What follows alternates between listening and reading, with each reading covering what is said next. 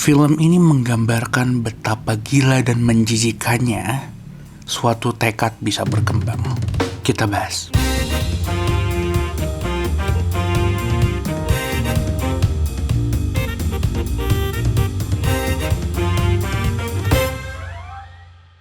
Halo semuanya, selamat datang di channel film gue yang lainnya. Dan selamat datang lagi di channel gue. Dan kali ini gue pengen ngomongin soal film yang baru sempat gue tonton, yaitu Marty Supreme.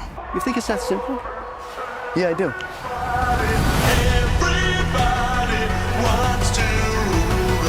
Oke, jadi ini At the First Place bisa gue anggap sebagai film semi-dokumenter ya dari A24 yang sebenarnya tuh tayang di tahun lalu, di tahun 2025, tapi baru bisa masuk Indonesia tuh di tahun 2026, khususnya di awal Maret tahun ini. Oke, jadi film ini tuh intinya secara premis yang bisa kita tangkap itu intinya nyeritain tentang perjalanan seorang Marty Mauser yang di film ini dibatasin di premis ketika dia pengen ikut sebuah kejuaraan yang mana di kejuaraan di tahun ini gitu, di suatu tahun dia itu kalah dari Jepang gitu ya, karena yang kalah itu dia kopiumnya adalah ya karena bat yang dipakai sama atlet Jepang itu dimodifikasi gitu ya, dan sejauh itu nggak ada regulasinya. Nah, dan ini adalah perjalanan tentang dia yang pengen bikin redemption arc-nya dia gitu di pertandingan berikutnya, dimana pertandingan yang berikutnya ini akan diadakan di Jepang. Mungkin kalau kita lihat premisnya gitu ya, dan ngelihat film ini sebagai film yang menceritakan tentang seorang atlet pingpong, mungkin kita bakal ngelihat ya perjalanan seorang atlet gitu, entah latihan, memperdalam pingpong, atau misalnya bahkan mungkin dia bisa berkontribusi pada politisasi dari permainan ini di dunia. Nah, bisa gue bilang aspek itu ada ya, kayak itu tadi gitu, kayak gimana struggle dia terhadap regulasi pingpong gitu ya, kayak bola dan juga bat yang dipakai sama atlet Jepang, atau gimana olahraga satu ini pada kala itu dipandang di Amerika, atau misalnya kayak gimana tense dalam sebuah pertandingan itu ada di dalam film ini. Tapi percayalah, dia bukan menjadi bidangnya atau bagian yang paling dominan di film ini gitu. Mungkin buat penonton yang berekspektasi seperti itu gitu ya, pengen ngelihat ini sebagai film dokumenter olahraga, mungkin bakal sedikit kecewa, karena bisa dibilang secara keseluruhan porsi olahraganya itu justru sedikit di film ini gitu. Lu bakal ngelihat dia main pingpong itu ya cuman di awal dan di akhir gitu, yang secara intens direpresentasikan gitu. Nah, yang jadi pertanyaannya adalah ya terus isinya apa gitu, the rest of the movie yang hampir 2,5 jam ini gitu. Bahkan orang-orang tuh bilang, oh ini film ini tegang apa segala macam. Bahkan kalau gue ngeliat review ngelantur, dia udah siap untuk ngasih esainya dia gitu ya, dengan wawasan DKV dia soal alasan teknis dibalik ketegangan itu gitu. Mungkin kalau kita ngomongin teknis, mungkin alasan kenapa film Marty Supreme ini bisa tegang, of course seperti yang akan dikatakan oleh ngelantur di awal videonya, dia pasti akan bilang ya ini teknisnya cukup berpengaruh, khususnya secara sinematografi ya, kayak permainan lighting dari atas, atau kamera movement yang banyak handheld, atau zoom in yang kerasa agak iri gitu ya. Itu menurut gue punya kontribusi gitu terhadap ketidaknyamanan dan intensitas dari pacing filmnya. Dan begitupun dengan editingnya. Menurut gue cukup suka sama editingnya yang apa ya, gue nggak berani bilang ini khas A24 karena gue nggak nonton banyak dari film mereka, tapi nggak sedikit lah editing yang kerasa agak awkward, yang justru menurut gue penempatan awkwardness-nya itu justru yang mendukung gitu. Kayak banyak banget momen ironis yang misalnya dia ngomong ada satu hal yang gue gak bisa nyontohin lah persisnya apa, karena a lot of things happen di film ini. Cuman misal ada satu adegan atau dialog yang awkward gitu ya, tapi adegan itu di level up gitu dengan adegan penerganan yang memang seaneh itu, atau bahkan editing yang patah sepatah-patahnya gitu. Kalau ngomongin soal penerganan, ada satu sih yang bisa gue contohin tadi di video gue keinget, dan ini ada adegan yang cukup aneh di film ini gitu ya, tentang si Marty yang nyuruh temennya untuk cerita soal pengalaman dia ketika jadi seorang penjinak bom, dimana di situ katanya dia ngelumurin badan pakai madu, dan akhirnya membiarkan orang-orang di camp itu ngejilatin badan dia yang berlumuran madu itu gitu.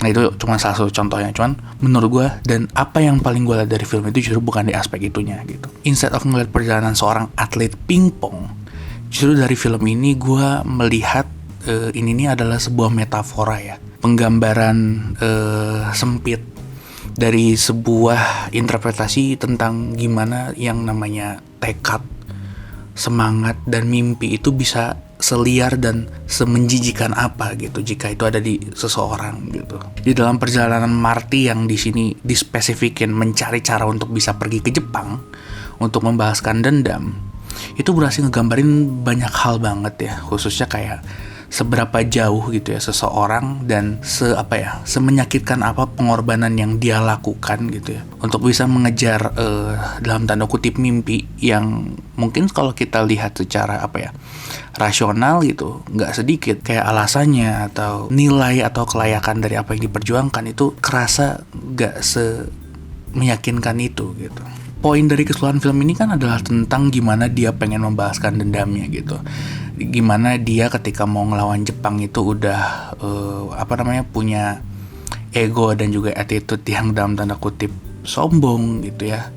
Penuh dengan pride yang kesannya cenderung negatif gitu. Dan film ini ya intinya adalah gimana cara dia untuk mempertahankan pride-nya itu gitu. Dan film ini bisa menggambarkan kegilaan itu gitu. Gimana seorang Marty yang kalau misalnya kita lihat secara rasional ya, yang pengen memperjuangkan gengsinya dia itu sampai melakukan banyak hal, mulai dari ngebohongin banyak orang di sekitar dia, mengkhianati dengan entengnya gitu, bahkan tanpa keraguan mengkhianati orang di setiap menitnya gitu. Dalam durasi 2,5 jam lu bisa bilang mungkin bisa dibilang 10-15 menit sekali mungkin ya dia ngelakuin kebohongan ataupun attitude near empati gitu, hanya untuk memuaskan dia yang memperjuangkan tekadnya itu gitu. Nah, dan ajaibnya menurut gue film ini walaupun karakter protagonis kita itu secara sifat itu buruk gitu ya, tapi film ini berhasil memposisikan dia lagi-lagi sebagai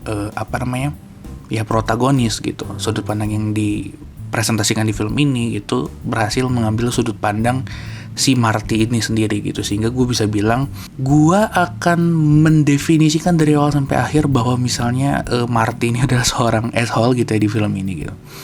Tapi gue juga nggak bilang kalau misalnya gue nggak berempati sama dia. Bukan berarti gue nggak bisa merasakan bara yang menggebu-gebu dari dia gitu. Gairah muda di usia 23 tahun yang meronta-rontanya tuh segila itu gitu. Dia akan mengambil semua opportunity yang ada di depan dia, entah dia memikirkan konsekuensinya apa enggak. Dia cuma ngambil itu semua gitu. Bahkan menurut gue itu udah langsung dikasih bold statement ya di awal filmnya gitu ya, dengan intro yang cukup mind blowing ya, adegan fertilisasi close up animasi science gitu ya. Dan gue gak bisa ngejelasin ya persisnya kayak gimana gitu. Tapi konklusi dari film ini yang bisa gue bilang adalah kelanjutan dari intronya itu tadi ya, tentang adegan fertilisasi. Menurut gue itu adalah sebuah titik yang gue cukup terharu gitu melihat Timothée Chalamet yang jadi Marty Mauser di sini gitu ya. Akhirnya pecah tangisannya ketika di adegan itu gitu. Seolah kayak ngegambarin pada akhirnya konklusinya adalah dari apa yang dia kejar di sepanjang film ini gitu ya, sampai ngorbanin banyak hal, ngorbanin empati dan attitude gitu ya. Semua itu seolah-olah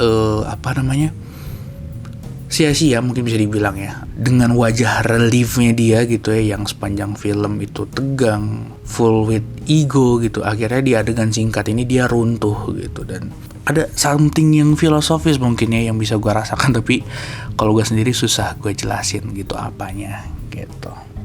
Dan fun fact dikit gitu ya, dengan latar waktunya si Marty Mauser ini di sini ya, yang di usia 23 tahun, yang surprisingly itu bener-bener exactly ada di usia gue sekarang gitu. Ya gue cukup merasa jealous dan amazed gitu sama betapa gilanya tekad dia gitu. Dan gue sendiri akan bilang kalau misalnya ya impian yang gue punya sekarang, target yang gue punya sekarang gitu ya, mungkin gak akan ngebawa gue untuk bertindak sejauh itu gitu. Sedangkan Marty di film ini dia akan bertindak apapun gitu untuk bisa mengejar hal yang seperti itu gitu. Dan bahkan bisa gue bilang impiannya dia is not about money at all sebenarnya gitu. Bukan yang which is kalau misalnya kita berusaha rasional ya, untuk bisa bertahan hidup ya paling goalsnya kan adalah entah financial stable atau ya harta gitu ya.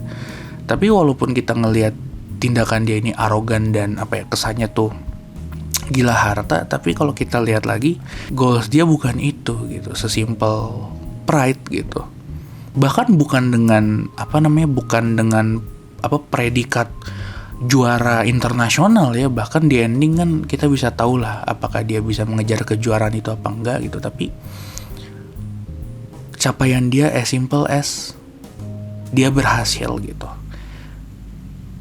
Dia hanya dengan memenuhi target dirinya sendiri gitu ya, seminimum-minimumnya. Deep down dia ngerasa cukup gitu. Kayak gitu.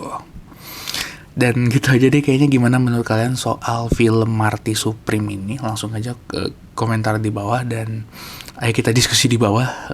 Gue ngerasa ini review lagi-lagi nggak ada poinnya ya, benar-benar asal yeping. Dan yaudah, sampai jumpa di film berikutnya, dan seperti biasa di channel gue, jangan lupa nonton film.